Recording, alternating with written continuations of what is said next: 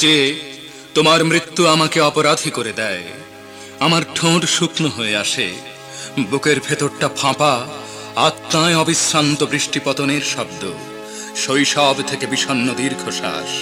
যে তোমার মৃত্যু আমাকে অপরাধী করে দেয়। বলিভিয়ার জঙ্গলে নীল প্যান্টালুন পরা তোমার ছিন্ন ভিন্ন শরীর, তোমার খোলা বুকের মধ্যখান দিয়ে নেমে গেছে শুকনো রক্তের রেখা। চোখ দুটি চেয়ে আছে, সেই দৃষ্টি এক গোলার্ধ থেকে ছুটে আসে অন্য গোলার্ধে। যে তোমার মৃত্যু আমাকে অপরাধী করে দেয়। শৈশব থেকে মধ্য যৌবন পর্যন্ত দীর্ঘ দৃষ্টিপাত।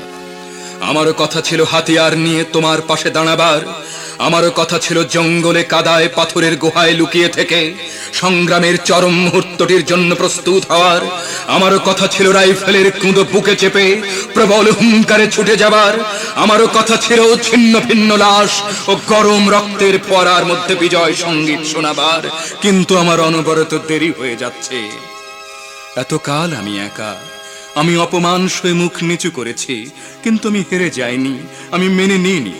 আমি ট্রেনের জানলার পাশে, নদীর নির্জন রাস্তায়, ফাঁকা মাঠের আল পথে, শ্মশানতলায়, আকাশের কাছে, বৃষ্টির কাছে, বৃক্ষের কাছে, হঠাৎ ওঠা ঘূর্ণিধুলোর ঝড়ের কাছে আমার শপথ শুনিয়েছি।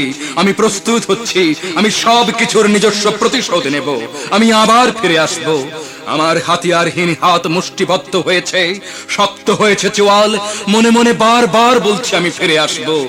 যে তোমার মৃত্যু আমাকে অপরাধী করে দেয়। আমি এখনো প্রস্তুত হতে পারিনি, আমার অনবরত দেরি হয়ে যাচ্ছে। আমি এখনো সুড়ঙ্গের মধ্যে আধো আলো ছায়ার দিকে রয়ে গেছি। আমার দেরি হয়ে যাচ্ছে। যে তোমার মৃত্যু আমাকে অপরাধী করে দেয়।